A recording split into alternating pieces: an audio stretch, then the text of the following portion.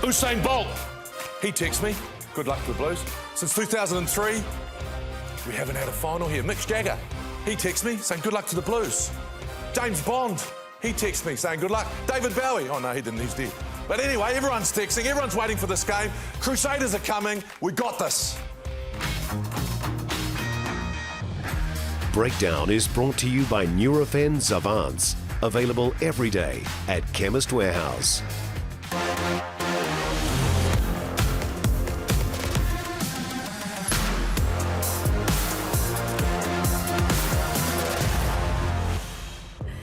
Tēnā koutou katoa, welcome into the breakdown for another week. We have our finalists, the Crusaders and the Blues, the final that everyone so desperately wanted in the competition. Jeff Wilson, Mills Malaena, Sir John Kerwin. You happy? Your blacklist of contacts is incredible. Thank you, yeah.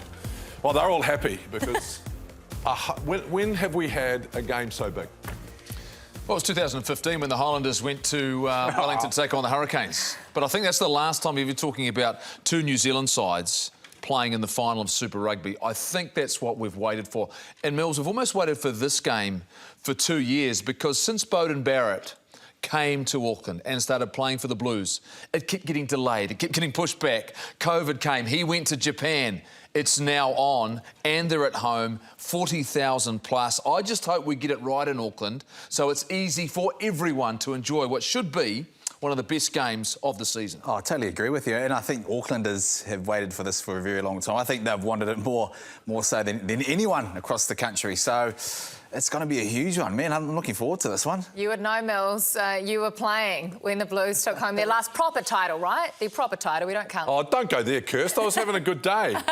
Sorry, JK. So you're saying that... Are you counting last year's transfer? Totally, I'm counting Just everything. Keep smiling, JK, and move on, move forward. Forget Good last point. year. It is all about this one. You can't tell. It's all about this week. This is the real deal. This is it. This is the best thing since sliced bread, isn't it? Let's talk Super Rugby. With Nurofen available at Chemist Warehouse. Here's the drop goal. It's charged. Offer, Colin Fussy. Where did you come from? And the Kiwis get their dream final. It's the Blues against the Crusaders next week at Eden Park. I think Tony Johnson absolutely nailed that moment. Where did you come from? Offer 1 point, but it doesn't matter how you win so long as you do, right? Yeah, I thought it was a little bit silly of the Brumbies, actually, to be going for the drop goal from 40 out. I thought the Blues were under pressure and they just should have kept recycling. That's a long drop kick at the best of time and pretty happy to see Offer there. Was he onside? Who cares? He was onside. You know, I was actually quite amazed about how fast he got out there and to stick his arms up like that. But sensational semi-final. I think the way the Brumbies sort of came back and got their game going in the end was a testament to sort of them. And you're right. I think if little Seal had to play that moment again, I think he'd want to sort of relive that and sort of recycle the ball and be a little bit patient about how they finished that game off. Look, they've got some frustrations coming out of the Brumbies, but bottom line, they put themselves in a position to win the game. They were a man up. All they had to do was hold on to the ball and build pressure, force the Blues into giving away a penalty to give them a realistic shot of winning the game. Remember what the Blues did to the Brumbies this year? What they did is they got themselves in a position where they were going to win, and then Beauden Barrett drops back into the pocket. They had advantage anyway in that situation. That's experience that they didn't have. And I think Noah Lolosio is going to be disappointed with himself because you think about it too, it's got to go 45 metres, Mills, so to travel that, you've got to kick it low. Yeah. You can't kick it up. It gave Offa Tuangafasi, who's not the tallest man in the world, every opportunity to charge it down. They missed their chance, just like the Chiefs missed their chance in Christchurch. Well, for the Blues, they were led superbly, weren't they, JK, by Beauden Barrett. He just keeps getting better every single week, and the wins keep ticking over. 15 straight now heading into this final. Yeah, look, I think when you look at players as good as Beauden, you're always looking for parts of their game that they're trying to improve on. And I haven't seen him this direct, Mills, at the defensive line for a long, long time, and you cannot run off him. But he's actually accelerating with some real determination into that defence line.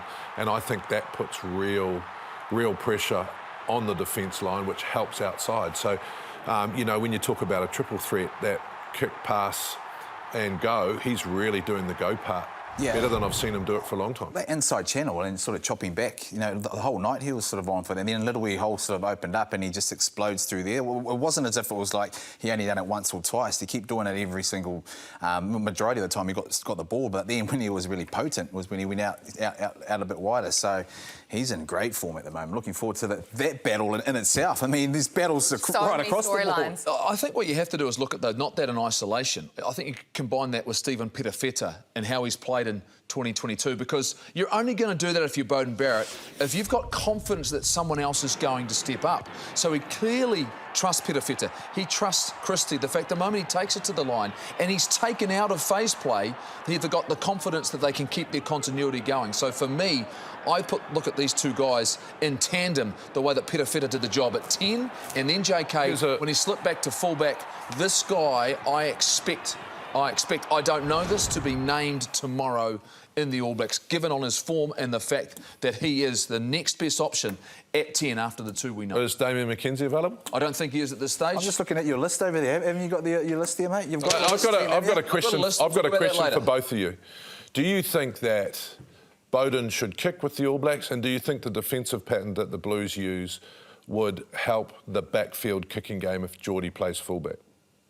The way you swap around, the way they brought Stephen. And look, he missed a tackle early in that game, Mills, but that wasn't par for the course. That's not the way his season has played out. He's been very good in the front line. I like the option because you get the sense, the feeling is for the next level it's going to be Geordie Barrett. Not a bad option to bring him in the front line, right? Geordie Barrett and bring Beauden to the back. I think it could work. Well, he's solid, isn't he? I mean, as Geordie, you know, he's a very handy defender. So why wouldn't you? And the way that you know, Beauden's been playing at the back, he's been pretty potent too. Well, for the Brumbies head coach, Dan McCullough, that was his final game in charge after 9 years. It wasn't the fairy tale finish he was after, and he was pretty hot in the press conference afterwards. What is the game doing around cards? Well, Lenny Katau sitting in the grandstand for an accident last week. Hasn't been able to play, possibly won't play against England in the first test match. We've got a guy tipped on his head, we've got head-on-head contact. One's a yellow, one's a red, and I'm not complaining just about tonight, but as a game, what direction are we going here? Because players don't know what's yellow, what's red. I don't know what it is. So how's Joe Public going to have any idea?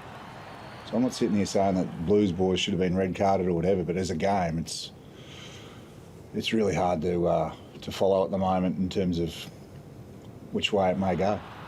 If someone throws a stiff arm or punches someone or eye gouges someone or stands on someone, throw the book at them. No one wants players getting concussed and that sort of thing, but there's accidents and anyway, we're going off track a little bit here. He's passionate, isn't he? But JK, does he have a point? Oh, he has a massive point. He's got a massive point. I mean, that's a red card every day of the week. We've known for 100 million years you can't hook your hand anymore behind the knee because that tips. Two of them in the tackle, lands on his head. That's a red card every day of the week. Has been for the last 2 years, and that inconsistency, I don't know how we do it. I thought Ben O'Keefe had a very good game. I don't think it's a referee problem. It's just I don't know how we're going to get this inconsistency out of our game, Mills. I mean, and then we look at Matera the night before, stays down with a head knock, doesn't come off. And then a little bit later we get someone coming off because he's gone down with a head knock. It's the consistency we need to see, and I don't know how we do that. And there's so many different examples, and I think what Dan's talking about also is when guys have red carded and throwing the book at them. There's also inconsistency when it comes to, citing them and things like that, and sort of how many weeks they get. I mean, you compare the Nipo Lolala situation to Caleb Clark. So all of a sudden, both got the same time, but then you throw in a coaching course in there, and then it's mitigated or it comes down. So I think there's a lot in there. There's a lot of inconsistency right across, whether it's on the field, off the field as well, and that's perhaps where the frustration is. Well, it is where the frustration is. Is a centralised bunker the idea with the same people making the same decisions? Is it a human error? Look, there's a lot of factors in play here, and clearly I cannot believe that Kurt Eklund hasn't been cited. There's no sightings out of the game last night. For tipping a guy and dropping him on his head, part of that, I find that surprising. That's no disrespect to Kurt, but surely, given what we've seen through the course of this season, I mean, bottom line, that's incredibly frustrating for me as someone watching the game going, to your point, there'll be players who may miss out.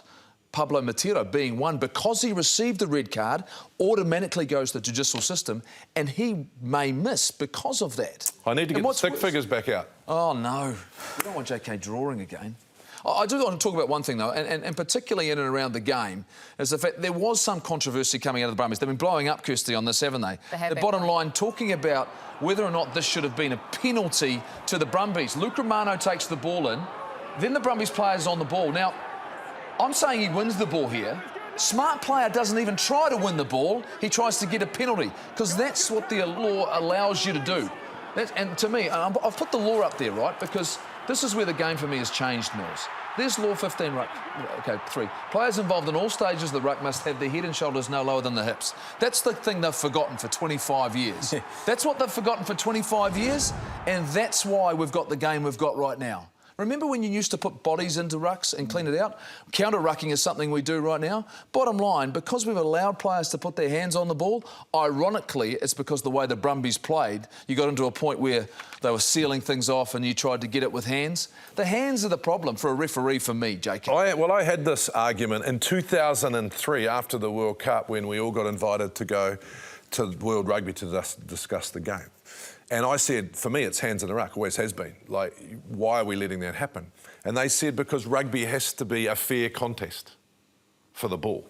Yeah, you can have a contest over the ball. We do it up for a scrum. We do it in a maul. It's about winning the space. Bottom line, when you get into this picture, it makes it incredibly hard for the referees to make clear and obvious decisions, because there are too many people and too many bodies and too difficult parts to see. I just think, for me, that's what's clouded it for them. If the ball... Kills a lot of really good attacking players. Right? Well, when you look at that, then, well, doesn't that answer the question? Ben O'Keefe let the play go on because of absolutely. that. He's seen that as it, and like the downside of it is the moment in time that it sort of happened. You know, everyone was blown up for from across the ditch for a penalty. But if you look at a situation like this, you know, 40 minutes or 50-odd minutes into a game, I mean, play on. Let's keep the flow going. Look, there was a big game on Friday as well. Some big decisions made. 3 yellow cards that led to a red for one of the players. 222 tackles, a record-breaking made from the Crusaders. And the sledging, it's already started, JK. They've posted a picture saying, we're coming. Yep. And look, they'll be tired. They tackled 450 million tackles they made. I've personally felt that the Chiefs blew it, Mills.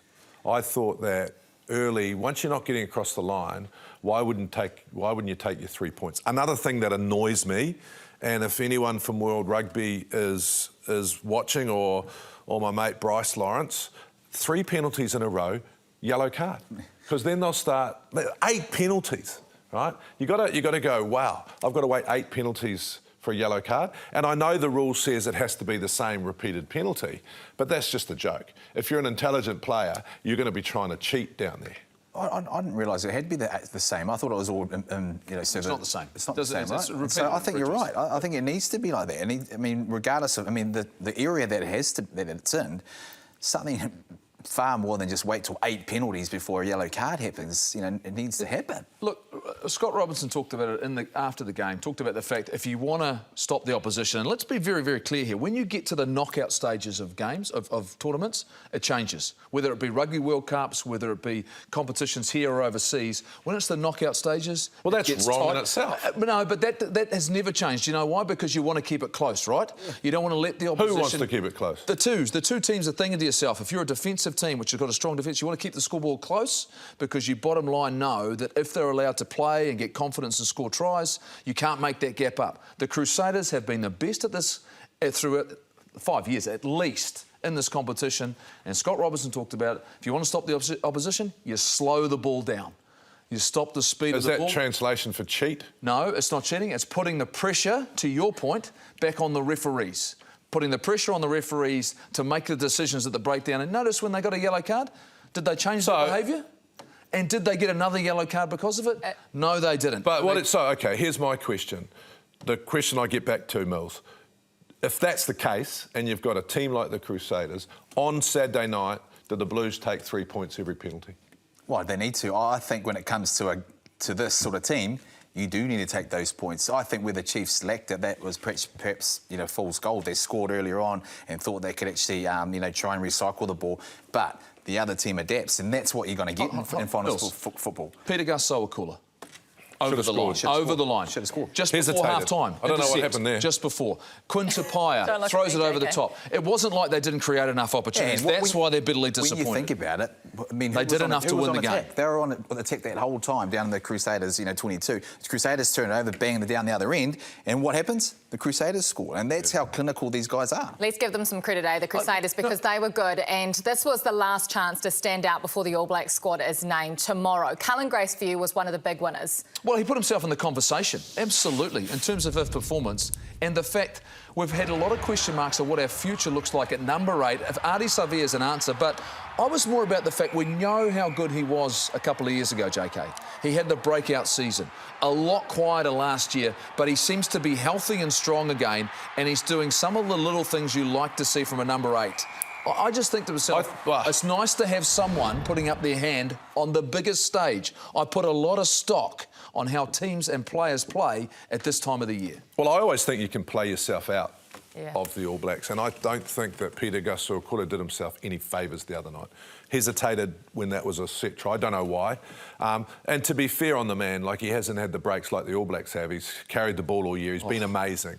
I sort of hope he makes it, just because I think he brings us something different. But I think the two in-form 8s right now are Hoskins and Cullum, and I think they are both amazing options for us, because I think they're a little bit different. Cullum, you've got that line-out option that you always love, because if you're talking Ardie, he probably is not as good a line-out option as Cullum. And I think Hoskins has just really played really well this season, getting his shoulder on.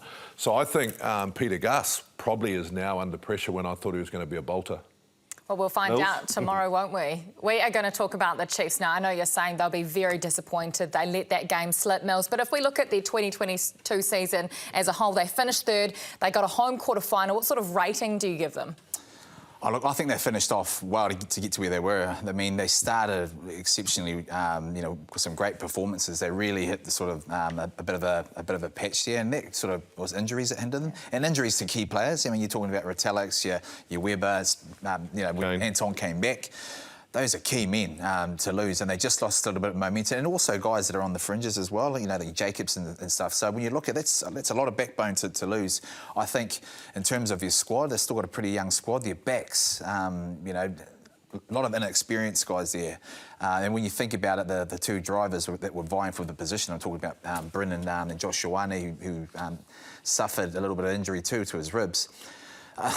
I think to get to where they got to, they'll be satisfied with that. But certainly they could have won. They could have won in the weekend, and that's possibly for next year going forward. That'll give them some confidence. You're smiling.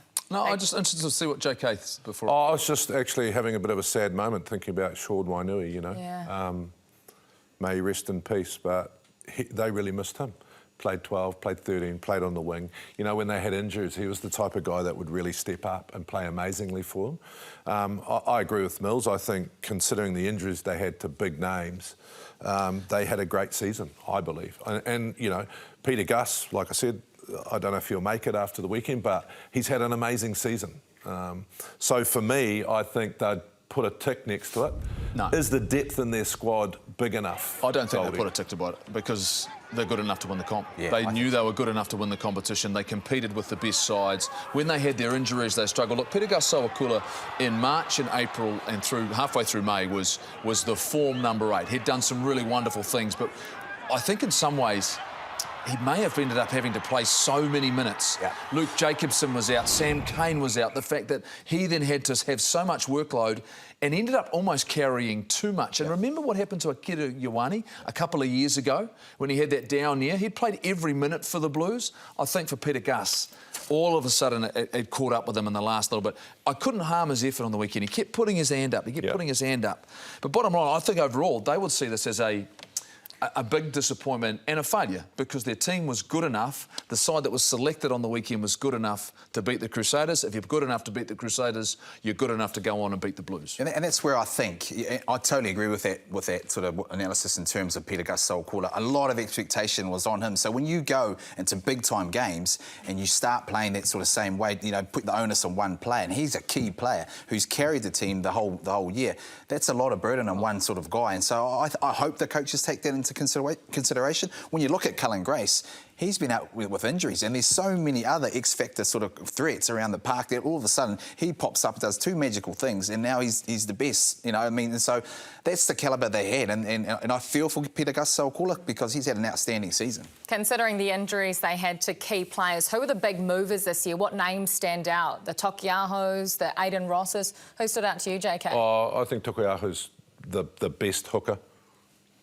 He was right now. Hands down. If you talk about Peter Gus carrying, this guy the other night, I don't know how many carries he had, but he is really, really good. He gives that second effort there. He's strong.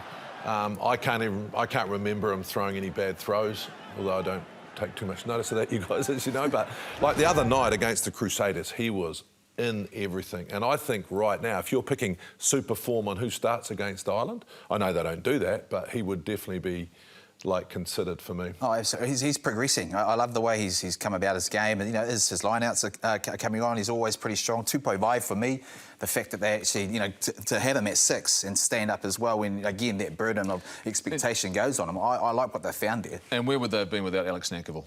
Yeah. Because every time they had an injury or a challenge in the back line, he had to put up his hand and go, you know what, I'll be on the wing, I'll be in the midfield. I think he's just one of those complementary players at Super Rugby level that is incredibly valuable. Well, we've got our two teams for the decider, the Blues taking on the Crusaders. Blues fans have waited nearly 20 years for this kind of final, but this rivalry between the two teams, it started back in 1998. Remember it? Flynn to Mertens, punches it forwards, bounces up to Noel, it's loose, it's a try! James Kerr's got the try! Super 12 champions, the Canterbury Crusaders. Gibson, and very nearly again.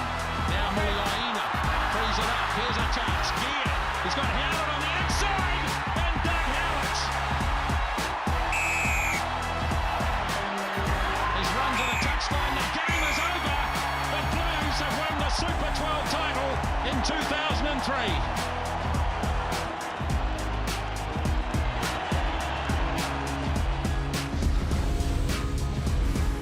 Well, every Jersey Tales is special and unique in its own way, isn't it, Mills? And there were some lovely stories about the connections you make. Yeah, absolutely, and nice to see him sort of share those sort of moments as well. Interesting to hear him sort of speak about the white jersey, but also I think what sort of I took out of that was the friendships you make off the field. And he's very connected to Michael Hooper and that Wallaby jersey. He's a legend, man. Oh, I mean, this is Kieran Reid. This is a guy who's won 2 Rugby He's thin, eh? He's a legend. He's thin. Not bad when you can pick a Rugby World Cup, 2 Rugby World Cup sort of yeah, jerseys. exactly. Which jersey do I pull up? The World Cup. Well, talking about the Wallabies jersey, Dave Rennie has shown us his cards because his 35-man squad taking on England in the July internationals. Here it is. There are 6 uncapped players in this, 3 who are currently playing in Japan, and a couple of big names that aren't there as well. What do we think of this team, Mills? That's an exciting looking squad. I like that. He's got a really nice balance in terms of what he's named. Obviously, being a back, there's some real firepower out there. But I also like the fact that he's guys in the front. Jeff is they've really stood up during the Super season. Yeah, look, I mean, the performance of the Brumbies itself in Super Rugby, taking the Blues right there, I think is really, really encouraging for them. I think bottom line, last year he gave some players an opportunity. JK, he got to find out more and more about his squad. To Dave Rennie, look, he's got his 3 overseas players. Quade Cooper is back and hanging around. Look, he was great last year. James O'Connor, they're 2 premium options at first 5 for me going forward. Noah Lolasio's got a bit of work to do. But look, what we've always said, JK, is the fact that regardless of how they perform in Super Rugby, they find 30 guys when they put on the jersey who can be competitive. But they only play the All Blacks twice this year. They've got to win both if they want to get Bledisloe. It's a big ask. Oh, look, I think this is a very, very good side. I think we've seen the influence of Dave Rennie through Australian rugby in general. He'll be stoked that the Waratahs have actually come through and starting to produce some young guys. The Brumbies, made the playoffs. The Reds were good at times. So I've seen a re-emergence of the Australian sides, and with Dave Rennie at the helm, this is going to be one hell of a 2 Test match series, and I think they are building really nicely to the World Cup. I think Quade Cooper has matured and playing his best rugby. Karabete, I think, has been outstanding if you watched him play in Japan. So I think this is going to be huge. I think that they will be our biggest opposition all year. Well, we have been talking about it for 6 weeks, and there is just one more sleep before Ian Foster reveals his 36-man squad. Kia ora tātou, everyone. Welcome to New Zealand Rugby House for the announcement of the New Zealand Rugby squad. It's an exciting year for the All Blacks, and indeed for the whole of New Zealand. Without further ado, let's get underway. The All Blacks team is... The team is... The team is... Richie McCaw. Ball infield to Richie McCaw. Storming up to the 22. McCaw! Daniel Carter. Another drop kick coming up on the left boot this time, and he gets it. Kieran Reid. Charging onto this goes Reid! Kieran Reid! Malili Muliaina. Some support from Muliaina. Another one. Ma'anonu. Here's Ma'anonu slipping through. Bowden Barrett. He plays it. Bowden Barrett. Goodness me, that is brilliant. Adi Savia. Under the post. That is enjoyable to watch. You won't see much better. Aaron Smith. Nice 8-9 work, and don't underestimate how good the pass is from Aaron Smith. Sonny Bill Williams. Close to the line with his power. Very hard man to stop. Sam Kane. Strides out of the first tackle. Richie Moonga. Intercept Moanga. Under the bar he goes. Patrick Tuipulotu. Tui Pulotu bashes his way through. Caleb Clark. It's still going. Amazing run from the young winger. Tupu Vai.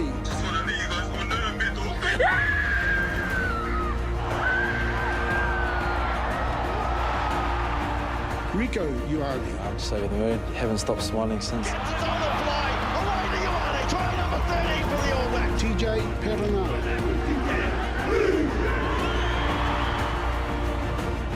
They've all worked very hard to be in the best possible shape for the big challenge ahead. And they will go knowing that all of New Zealand is firmly behind them. All of us wish them the very best. Yes, tomorrow, 11:45 a.m. on the All Blacks YouTube channel, we go again. We find out who the 36 players are. Names will be read out for the very first time. Who will they be? Whose names will be read for the first time tomorrow, Jeff? The first time? For the first time. Well, who will be some of the newbies? Well, you've got a list, mate. Like, you've only guys come with a list. Oh, Look at that. yeah. He's even typed it up. This is typed it up. Show everybody. No. I just want. I'm trying Or to is work it, out how did you wrong steal I'm that going off to be. Ian Foster last night when he wasn't off looking? anybody at all. I tell you what, I've gathered all the information. I've made all these phone calls about people I think can value their input. Notice I didn't ring you, JK. The bottom line, I knew you'd give it so on the show. Is there going to be a newbie? I'm just not sure if there's anyone that put up their hand and say, you know what, who hasn't been there before, who hasn't been inside the environment. Remembering that they used about 50 players last year, There's Mills, definitely right? going to be one. You reckon there's going to be one? Fakatava's going to make it, isn't he? I mean, I think he's going to be. Hold on, let me just check my list. Yeah, there you go. Put him on there. Put him on there, mate. Hey. You don't go to the IRB and spend money on a court case getting him released early without him in the side. So he's in the side for sure. I get that. Perenara's injured. I think Fakatava and Perenara are the two difference around what we're looking for. Impact, a bit more physical. That loose forward player compared to, Aaron Smith's injured, so I think that... Hold on, let's think about this, Kirsty, right? This is to play Ireland, right? The first 3 Test matches of the year in July in New Zealand. Oh, he doesn't play. Okay. He doesn't play. No, he doesn't play. Well, hold on. So someone gets injured in the first game, and then all of a sudden he plays.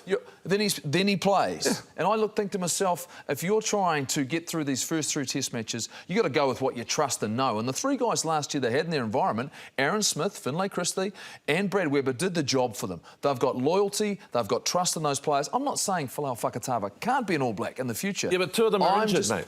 Wait. This is 3 weeks away we're talking about it. Aaron Smith's going to be good and ready to go. But Fakatava is going to be selected, and they'll be hoping that they don't get... Who have you selected instead of Fakatava? What's that? I've taken the 3 that I said. Oh, OK. I've taken the 3 halfbacks. We're in their environment last year. For this series against Ireland, remembering that's what this selection is. It's for this test series, nothing else. You've mentioned the injuries. There's some big name injured All Blacks out at the moment, and something that came out during the week as well. Ethan Blackadder, not only out for Super Rugby, but actually out for the entire year. He's undergoing surgery. Aaron Smith, groin injury. Sam Whitelock, unsure of how he's going to pull up with that thumb injury. Cody Taylor, I think, was it ribs? Calf injury. It could be a leg injury, so you're waiting on him. Caleb and front Clark, rowers hate a calf. We haven't seen Caleb Clark. Does Caleb make this team? So for some of those players, they're out for the season. Joe Moody, out for the season. We just don't know about Caleb Clark. We don't know about Aaron Smith. So whether or not they extend their squad out... If he's fit, but if you pick Aaron Smith with a groin injury... But you're picking Caleb Clark. That's been 2 weeks already, though. That's been 2 weeks. And hold on, here's a guy who's played how many test matches for the All Blacks versus Caleb Clark, who didn't play at all last year. And don't get me wrong, the signs and what he can bring... So he's not on your list? Right now? No, I've got other players who are on my list. But that's not to say I can understand. Mark Talia? Tell us who's on your list. Now, you brought my attention to that this morning, Mills. You threw that in the phone call, out of left field. And I tell Give you him what, an opportunity, eh, Mills? I tell you what, here's one guy. Here's one guy. Is he on my list? No. He is actually on my list right now. He's on your list. Well, why are you hiding your list? Just show us. Just read out your list. JK, you can't be disappointed with Mark Talia, right? No, I think he's been one of the informed players, and he brings something different. He's got beautiful feet. Look, if you're a dancer, he could have been a dancer. He should be on Dancing with the Stars. Some good players are going to miss out. Through some really good players are going to miss out. Like who? Well, if he's not there, if Caleb Clark's not there, there's going to be some good players who miss out. They've already said that, the coaches. Bottom line, they used how many players last year? About 45. They're only picking 36 players. That's all they can pick. We've got more than 36 good players, don't we, Mills? Oh, we've got plenty of players. But if you look at the wing position, what you're talking about, if we look at the guys who are in that squad last year, I mean, if you're going to swap a Talia coming in to be named, you'd probably say a George Bridge, who hasn't fired a shot this year. He's been really under form, so you put him in that position. Where do they play? Rico Ioane, is he now a centre? So now there's probably an totally Millsy. Well, there you go. There's now another opening for the wing spot. So do you put someone like a Whainganuku in there? No, Will Jordan's a winger. So who comes in for Ethan Blackadder?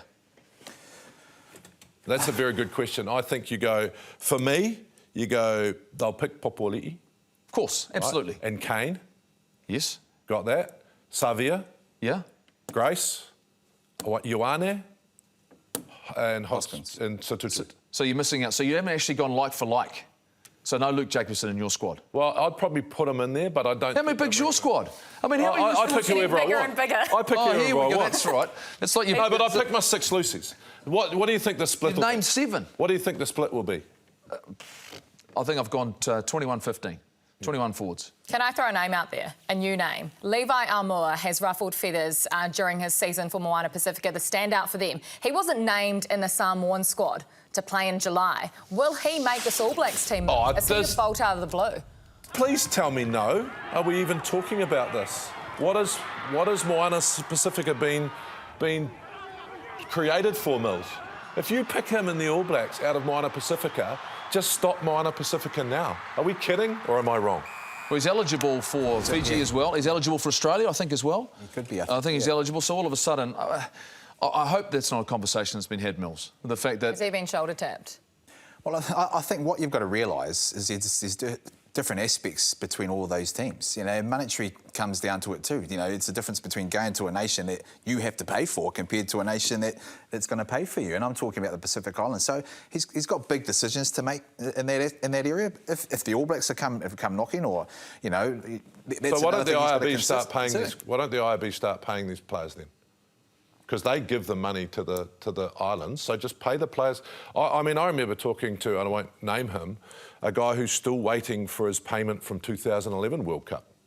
So, like, if he's going to be picked for the All Blacks and he does it for money, good on him. I'm all for it. But I thought Moana Pacifica was created to build stronger Pacific nation sides. Surely, am I wrong? Yeah. If I go back to the Aumua situation. Look at where Fiji are at the moment. I mean, he's got a hard decision there because Fiji, they're on top of their game, man. And you see the draw, and also last year when they, really challenged the All Blacks compared to Samoa. So that's probably what's affected his decision into making it. You cannot argue with anyone though trying to look after their family. If that's I've got no issues with their future. But if he's available for Fiji and he plays for Fiji and he plays well, he'll go to France and earn more than he does playing for the All Blacks because he'll be a third rung All Black, so from 250 to 350 or 400, right? And he'll probably be doing that. So, and if he does need to look after his family, he'll stay a few years and then go and look after his family. So I reckon he's better picking someone like Fiji or even Australia maybe, and then going. If it's about money, and I've got no issues with that, look after your family first. I don't think he's in the mix. You know, man, we've got an influx of centres that we've got to look at the moment, and I honestly don't think he's in the mix in terms of what the selectors are looking at. We're already leaving people out as it is, aren't we? Just one more name, and just say yes or no. Stephen Perofeta, does he make it? Yes. Yes. Yes. Interesting. OK, well, tomorrow, as we say, the 36-man All Blacks squad will be announced at 11:45 a.m. Make sure you jump onto the All Blacks YouTube to be able to catch all the action. Trivia time. You're looking at me funny. I thought that was it. Discussion. I thought that was the trivia. I wanted to get to centres. What about the centres? Oh, we'll get to that later. Can we get to that? I tell you what, I'll be so We don't have I don't want to do trivia this week. I'm just doing What trivia. happens next? What happens next, JK? It's not what happens next. It's a proper question. Oh. We've come back to the proper question. question just All right. for you. OK, if you're ready, you can play at home too, Who was the remember. centre? How many tests did Daniel Carter play? Oh. Win. How many did he win in his how All many Blacks did he win? career? Yeah. How many did he win? Sorry. Most of them. Work that one out at home, and while you're having a think, we have exclusive access. It is Dan Carter All Access. Here, boys. You don't need a phone, Hey, Lukey. Good night. I used to have the bird's nest back in the day. Yeah, no, I did that. No, did you ever do that one? Yeah. I always wanted a little bit higher. I used to do that too. Yeah, I was the same. But then so you were a big thing on the valve as well, obviously, where you wanted to go? Just to find, don't forget we started with a leather ball, so it was lace, but same principle. But just, mate, it's more for this than actually What the fish comes through, to find it.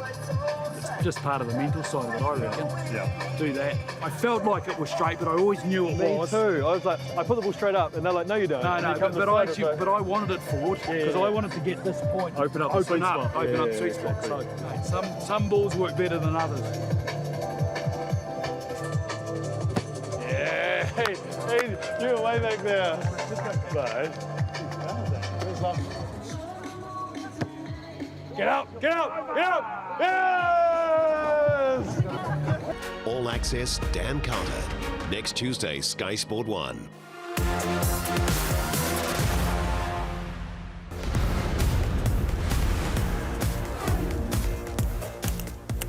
Welcome back into the breakdown. Well, while these guys have racked their brains, how many tests did Dan Carter win? That is our trivia question for today. I'm sure you've got a few more clues. JK? 95. Mills? 96. I went 99. Who's right? Let's find out.